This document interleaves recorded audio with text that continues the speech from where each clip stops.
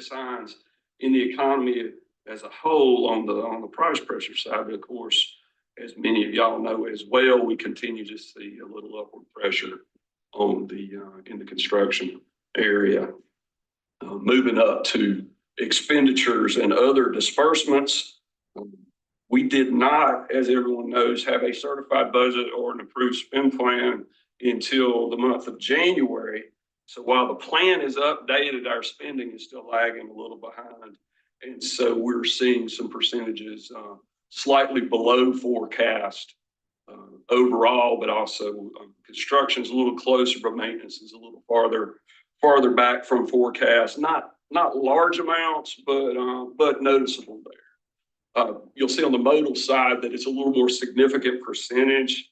If you recall that this year's spend for modal includes the targeted grants from the new transportation reserve to airports across the state. And that below forecast number is primarily timing differences on those payments, and we expect to see that flatten out as we move through the fiscal year. On the revenue front, we're seeing revenues very close, but slightly below target. Not so far below that we have any concerns at the moment, but they are just slightly below target. We did receive our quarterly sales tax revenue in time for January, so that's included in those numbers as well.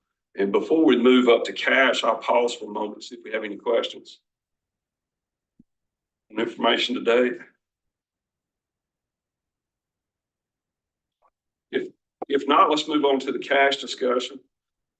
As expected, our total available cash levels took a bump up during the month of January of just under $200 million, taking us to just over $2.2 billion. And while we've not closed the books for February yet, that increase has continued just slightly. Looks like we'll be somewhere over just around 2.3 for February. And as of today, it stands just under 2. So we're continuing to see that increase, which leads us to our days of cash on hand metric, which we are solidly in the green there at just over 100 days of cash on hand at January 31st. That's with a spend of around $22 million a day on average. Again, that's well into the green on our stoplight chart, and we feel pretty good about that. Now, even though our cash levels increased during January, our commitment level increased as well. So we've seen our commitments take a slight bump up on the percentage against cash to 25%, cash to commitments, which is just in the yellow. And despite that yellow, we're still running total cash very close to our 10-year unadjusted high on cash levels. And for that reason and a couple of other reasons, the financial management division, we're not recommending to the department any program adjustments at the moment. Now, you might ask why. If we're in the yellow, we've got some potential areas that we're going to look at, but we're not doing that quite yet. And I want to focus for a minute on our slide number 6 there, which we don't normally talk about too much, but I want you to take a look at it today because that represents our current forecast on our cash levels through June 2025. Now, that forecast is based on a lot of work that's done by the SAS Institute for us, a lot of work and analysis that we bring Ernst & Young in on, and a lot of in-house analysis as well. It also reflects very closely our historic cash trends. So we typically see our cash peak in the spring, March, April, and we see it bottom out during December. And if you look over the last decade or so, you'll see that same shape to the line. So while we expect cash to increase just a little bit more as we go through the next few months, we fully expect and plan to see a decrease as we move into the summer and then into the fall and winter. But as you notice, our forecast is taking us back up to very close to where we are today, which again reflects very closely our historic trends. And with the chair's permission, I'd like to move into our debt update, but I'd also like to stop and see if we've got any questions on cash specifically. Okay. Switch that slide deck.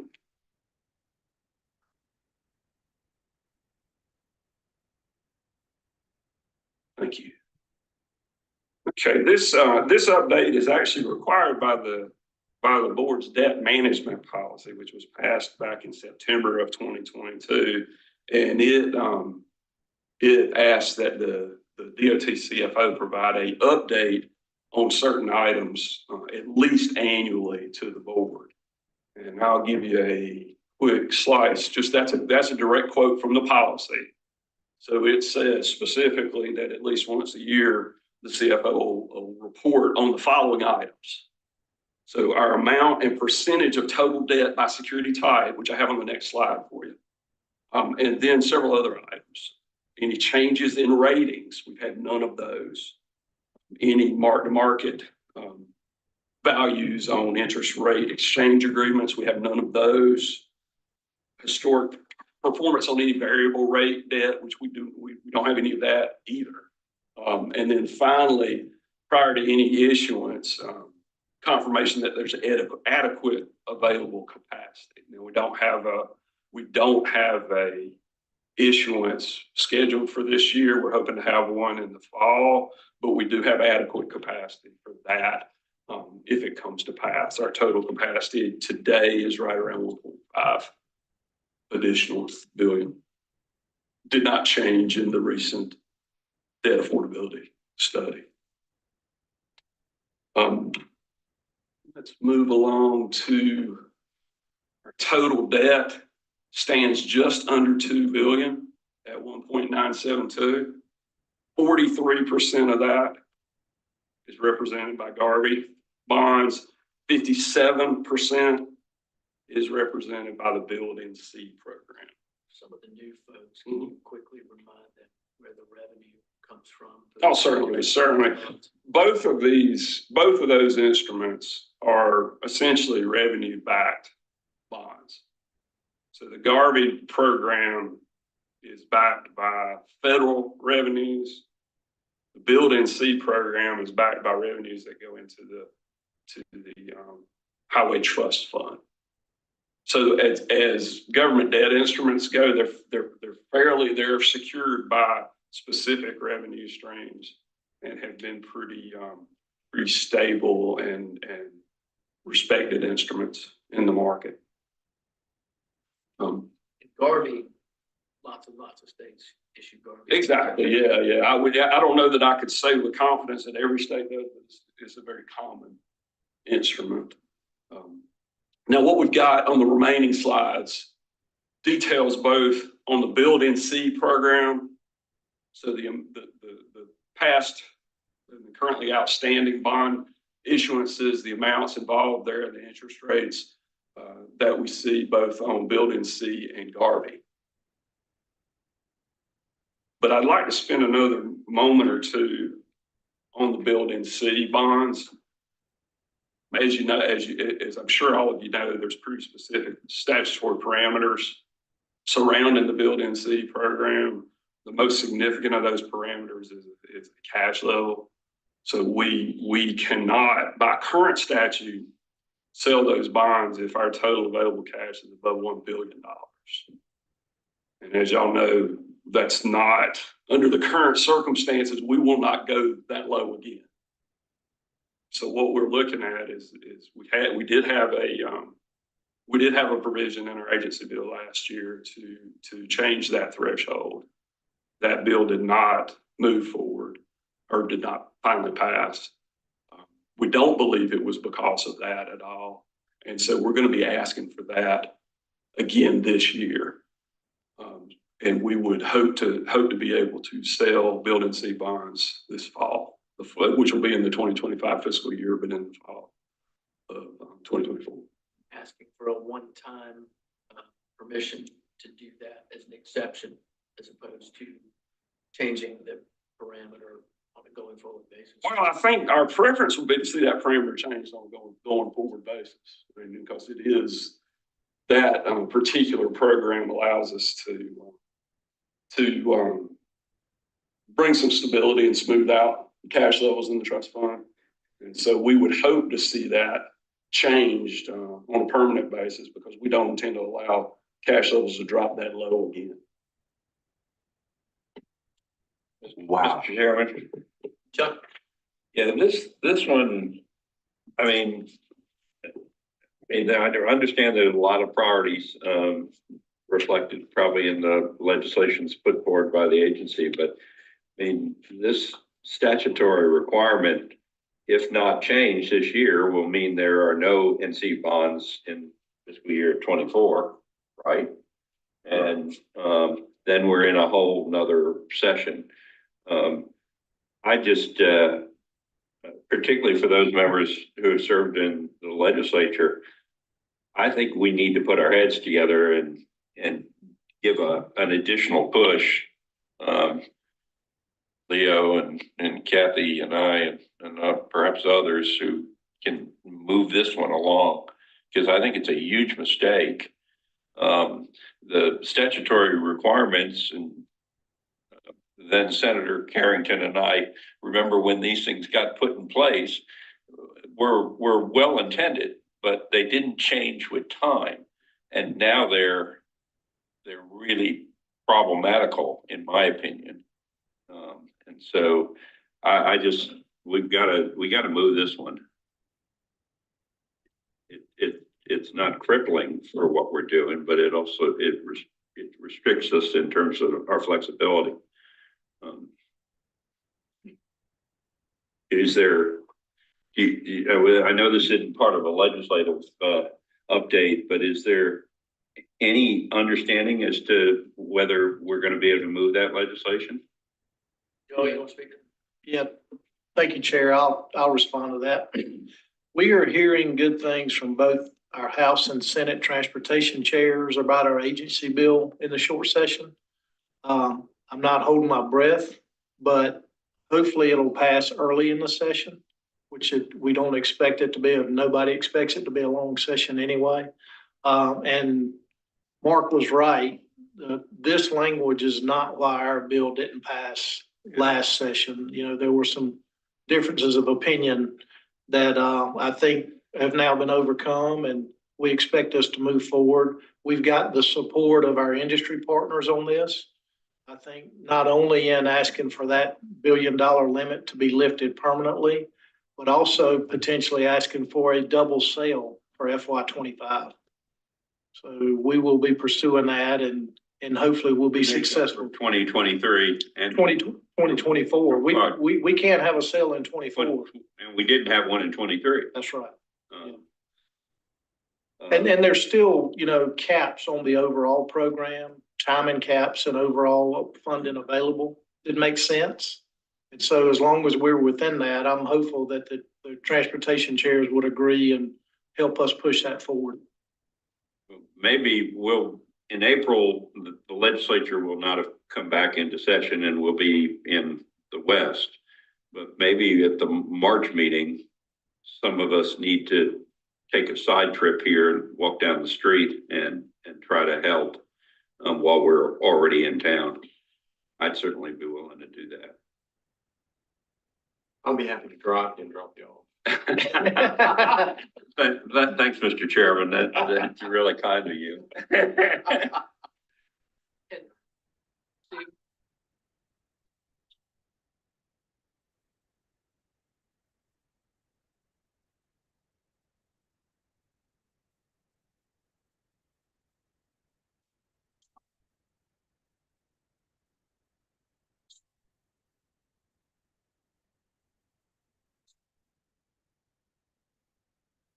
And that is that our estimates are coming in substantially over our budget. We're going to need a lot more money. We need to have new bonds issued. We need to be moving forward. Thank you. There are other checks in the process of issuing the building C bonds, you know, the debt affordability. Right. Metrics, the involvement of the state treasurer's office, the involvement of SBM, state budget, and maybe others that I'm forgetting about. And then the market as a control. So. Any other questions? Pat? If the bonds were floated currently, what would our interest rate cost be? As the market comes back in, Exactly. it may be more advantageous to issue Right. 2 tranches. Exactly. In fiscal year 25. Well, I think a good comparison, and I can't give you the numbers off the top of my head if we did it today, but a good comparison might be Turnpike's issuance, a portion which was done about a month ago, and they had a much better rate than they anticipated last fall when they originally, when they started running the numbers. And so the rates in that market had improved considerably. But I can take we could start to sort of do a little bit of an estimate on what it would look like. Yeah. No, it was in the 3s, I believe. Right. Thank you. Yeah, sure. Because they were originally planning on around 5, which was a considerable improvement. Any other comments or questions on this? I'll say I appreciate the board's active interest in this, and note that a number of our partners are here today. I know they're interested in it, so I think it's a very healthy discussion and very, very good item for us to keep on the front burner of our stove. So thank you all. Thank you for that. I'm happy to answer anything else, but that really concludes the presentation. Right. Thank you, Mark. Okay, you're most welcome. Thanks for all that you and your team do. I see Matt here and others. Thank you all. You appreciate it. Thank you. All right, we have one more item. We're going to have a discussion about general economic climate and different factors in that. And we have Adil Faruqi with us to lead that. Come on down. Thank you.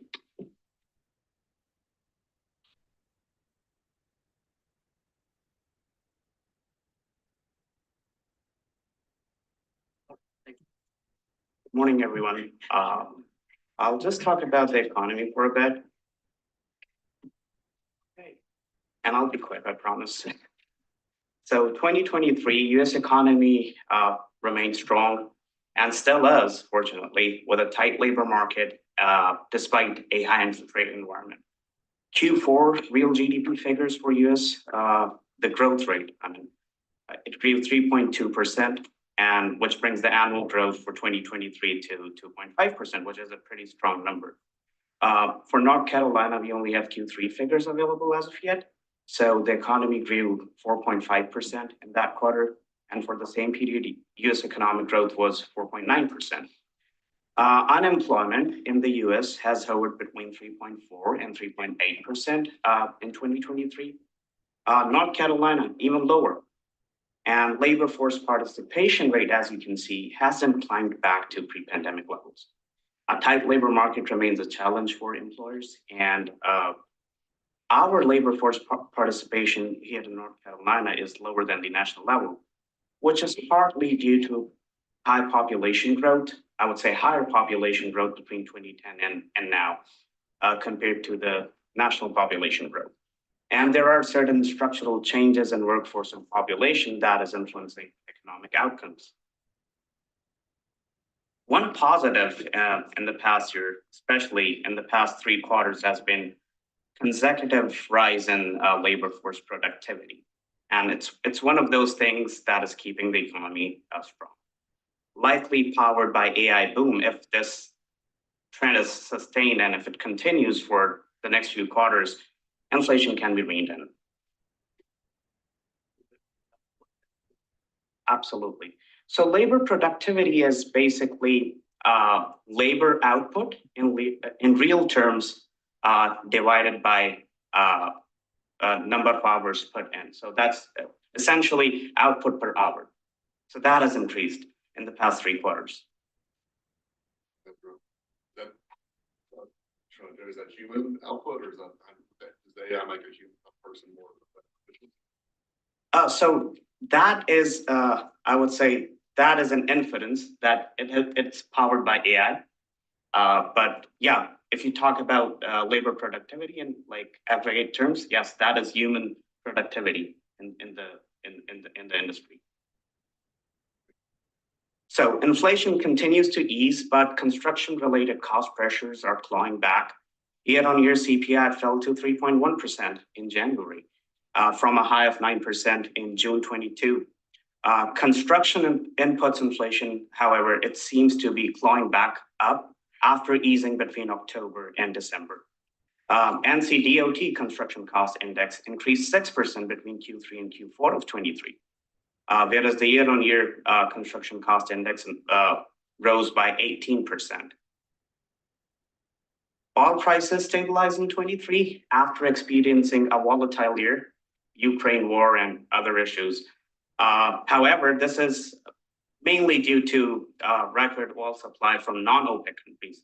That includes our domestic production, which has effectively made up for all the supply cuts that came out of Russia and OPEC. And another factor is, slowing growth in China. In recent weeks, however, prices have slightly increased owing to Middle East tensions and refilling of strategic petroleum reserve.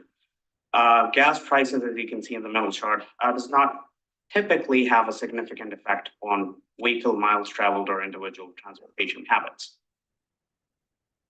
EV and hybrid registrations. So between 2018 September and November 2023, there's been a 115% increase in number of EV and hybrid vehicles registered in North Carolina. Now we've been hearing a lot about the soft landing versus the hard landing narrative in the news, and S&P Global Market Intelligence, they came up with their scenarios where they calculated the probability of each scenario happening. So if current growth and inflationary trends continue, economists predict a soft landing, which means a decent growth rate, a moderating inflation that eventually gets to the Fed's 2% target. And unemployment rate, it's going to grow, but not a lot. However, and this is like the dominant scenario right now. However, if inflation remains sticky, definitely rates are going to come down even slower. And in that case, there remains a likelihood of a hard landing, with GDP shrinking in mid-2024, followed by a weak recovery. And inflation will rise in 2024 and be around 2.2% by the year's end. And it will only get to the Fed's target sometime early in 2025. And unemployment rate will also rise significantly in this scenario.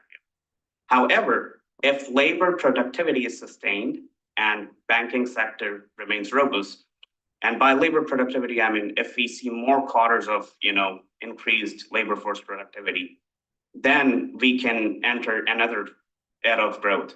And some economists compare that to roaring 20s. And in that case, unemployment rate will remain 3.5% through mid-2024.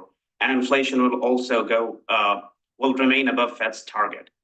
And it will only fall below Fed's 2% target sometime in the first quarter of 2025.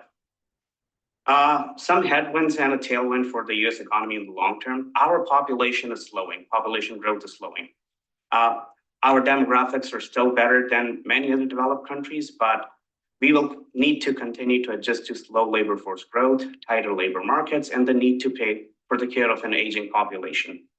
The current US budget trajectory is unsustainable, and recently Congressional Budget Office came up with a forecast until 2034, I believe. So these are two headwinds.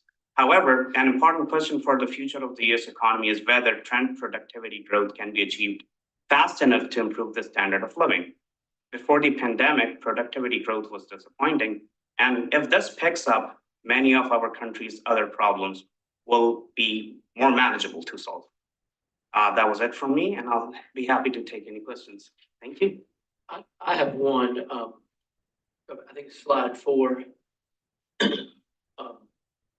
You alluded to, I think 18% for DOT year-over-year increase? Correct. That's like from fourth quarter of 22 to the fourth quarter of 23. That obviously jumped out at me in light of the discussion that we just had. Chuck, and I know Stephen, you made that point about cost going up. So that's, I think, exhibit A for the need to sell the build NC bonds, folks. So I guess it's more of a comment than a question. Anyone else have questions about these trends? Yeah, Mr. Chairman. So, Yeah, I was gonna ask your question, but then as a follow-up to Ed, looking at that slide, the 18% number then relates back to the middle, where it breaks out sort of the components of the 18%. Is that how it works? Let me clarify that. So these two are different figures. Okay. NCDOT Construction Cost Index is created in-house by the Division of Planning and Programming. Whereas these figures in the middle chart that you see, these are some construction inputs, right? So they come from Bureau of Labor Statistics. They're part of the Producer's Price Index. Yeah, they're one doesn't relate specifically to the other, but is it not an indicator of what is in that 18%? Correct. I mean, you're trying to figure out, is this labor, is this cement, is this steel or whatever? That's how these two relate. Okay.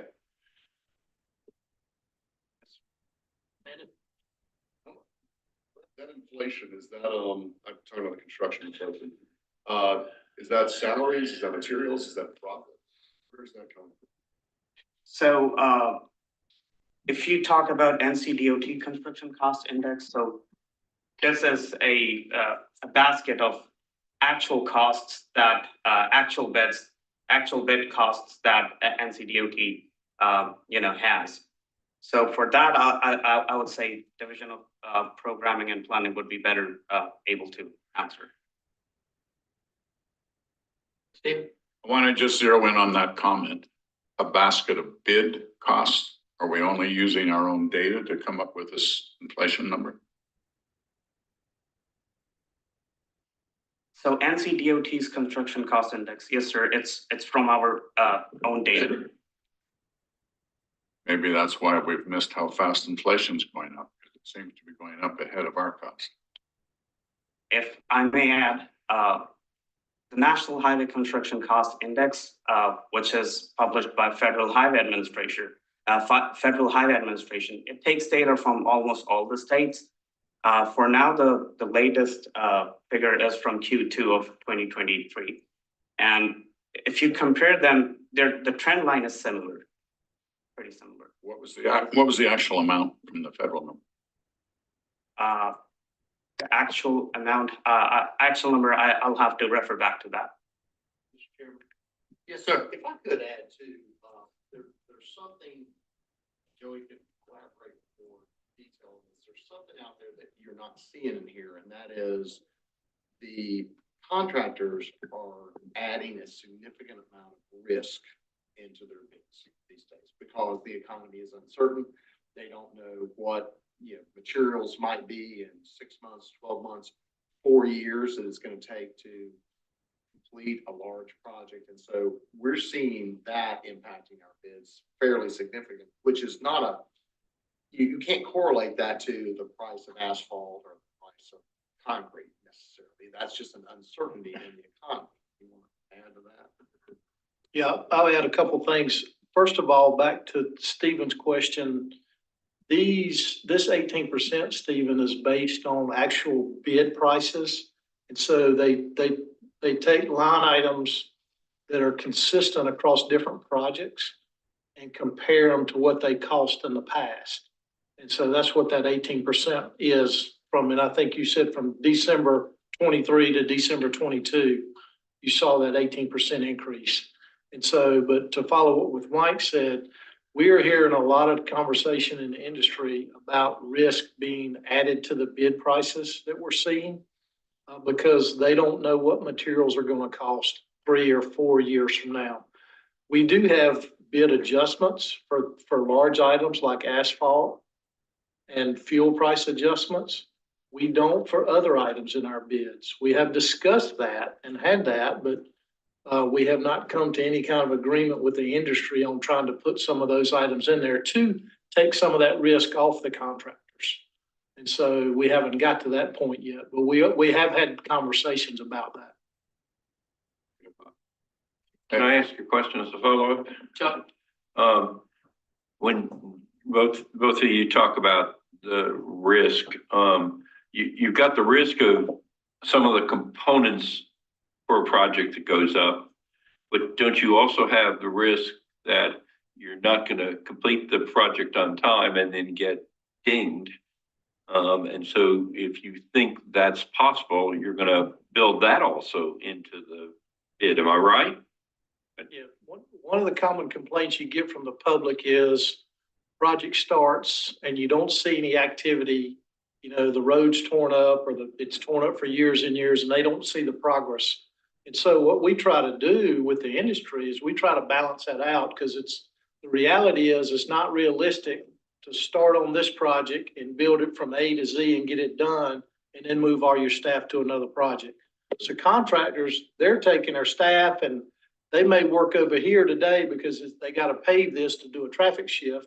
And that paving crew may not come back for a couple of weeks. And they're trying to figure all that out with all their different crews and the subcontractors, because they got a lot of balls up in the air they're juggling. And so we try to work with the industry on some reasonable time limit on building a project. So you take that into account. Then in some cases, if you have a design build job where they're moving utilities to, they're having to think about the risk of what if the utilities don't get moved in a reasonable amount of time or the right of way purchased in a reasonable amount of time. So they're building that risk in. In addition to that, since COVID, and he hit on that, a few of these things a minute ago, you're having issues finding people. There's a lot of turnover in the industry. So even though the overall production rates are up overall, they're not up on construction projects because the manpower's down. And so we're not seeing the same productivity rates that we saw pre-COVID. It may be better per person, but it's not better overall. And you're still having some supply chain issues that they're running into against. And so you're building risk into that too. So you're responding to that by actually talking about it. That's right. Trying to, not force them to put as much money, the risk issue in here by working directly with the contractors to try to solve these, whether the supply chain issues or other risks. That's the way you try to lower this number at least. Yeah, the reality is this is new to us. Yeah. So we're working with the industry to figure out how to take some of that risk off their shoulders. Some of it is just as an example could be the delivery method. You know, we may do a progressive design build where you're working on your prices as you go through it. And the department owns some of that risk and you take it off their shoulders versus a traditional design bid build project. So that's just one example of some things that could help. CMGC is another avenue. I know y'all heard a presentation about that a couple of months ago. That's another way to take some of the risk off the contractor's shoulders. So you're working on those prices when it's at a more appropriate time in the process. in that vein, does size of projects have any impact on risk? And what are some of our biggest, like some of these big, like 540 big projects or Yeah. others? Size does have a play in that because the bigger the project, typically it's going to take longer to deliver. So you're making assumptions on what happens in the future. And, you know, if we knew that, we wouldn't be working for DOT. We'd be in Vegas betting on what we knew was going to happen. So we can't do that, but that's a play. You know, projects are larger now. You know, we just opened bids on a project a few weeks ago in Asheville that was over $1 billion. That's a big number in any industry. You know, where a big project back in the day was 200 to 300 million. And, you know, it's not the norm, but it's more the norm than it used to be. Considering these inflation numbers that we're looking at several years ago, we adopted the 3.5% inflation rate programming and planning. At some point, maybe we have to go back and reassess that rate, because we may be over programming and over planning. But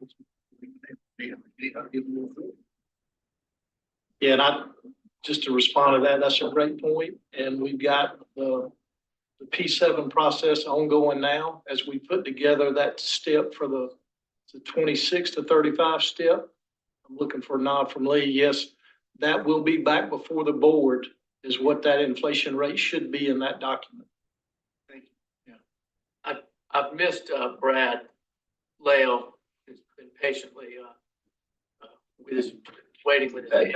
Thanks, yeah, and I'll try to make it quick, but it's and I hope you guys can hear me. It's very much a much more broad question, and slide 8 is the macroeconomic overview in that first bullet point about the U.S. population. We've heard the Secretary mention workforce issues. We know that we're having, I know that I'm having problems getting people in my private business. We know that our contractors are seeing a lot of turnover. Are we, is the general consensus among economists, I guess, and I'm not trying to put you on the spot, that that we're not delivering enough babies in the United States to keep up with potentially with our labor needs? Is that what that sentence means? The country will need to continue to adjust to a slow labor force growth? Because I guess to sort of drill it down in the most simple terms, if I'm looking at just Catawba County and we've got more people dying than are being born, we're in a declining situation there. That's non-sustainable without in-migration from other counties. So, does the question make sense? Yeah, I think that is very,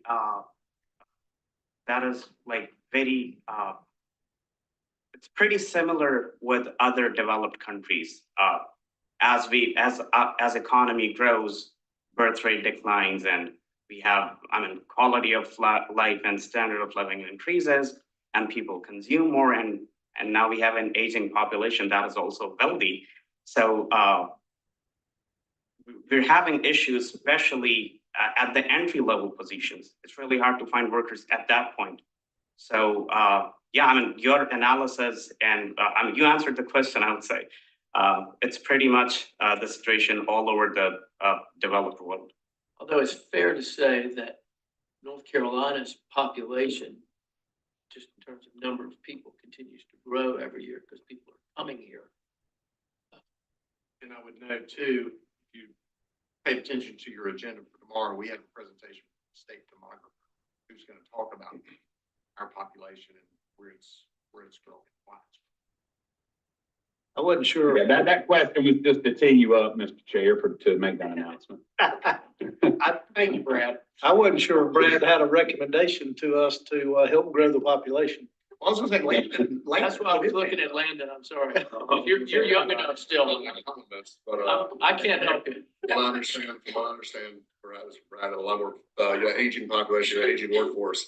A lot of folks don't want to be working in construction anymore, and that's dwindling, therefore driving up a lot of prices for labor as well. And importantly too, as dire as that number is here, it's worse in other parts of the world, which we traditionally rely upon for raw materials and products such as China. China is really suffering not only as a result of that general trend, but also as a result of their policies they had 30, 40 years ago in terms of the one China policy. Okay, Stephen, I got you. Can't get this to come on now. This is one of the most substantive discussions we've had since I joined the board. I think both Chuck and Pat touched on some very key things. I had the opportunity, just by chance, to speak with a contractor who bid a very large job for us. And I said, why are your bids so high? And he said exactly what the secretary was saying. Is concerned about utilities and cost he couldn't forecast on these bigger projects.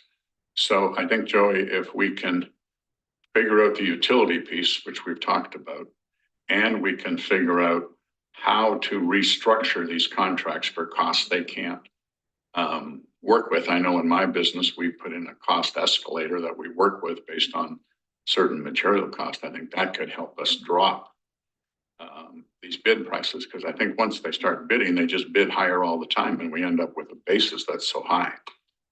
But it's really important, these two issues you've addressed, I think, to get control of these costs.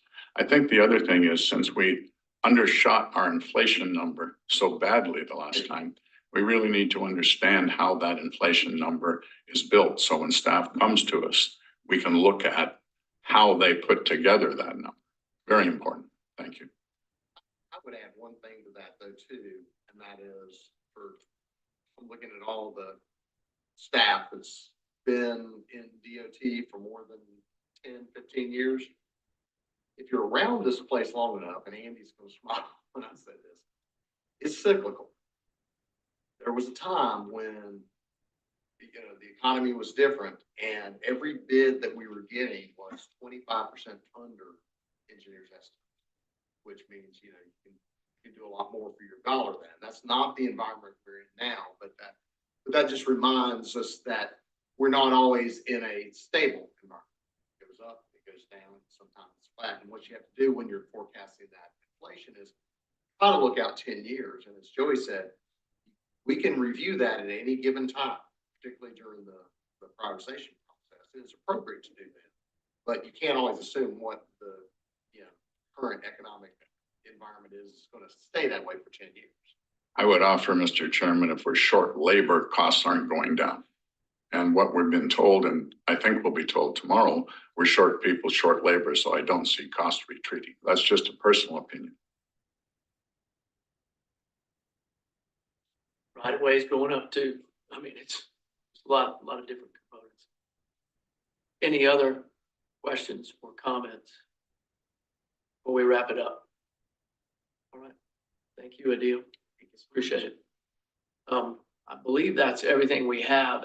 And I want to just end this by saying, we see every month, a great update on where we are month to month and how our program is being managed and the finances of that.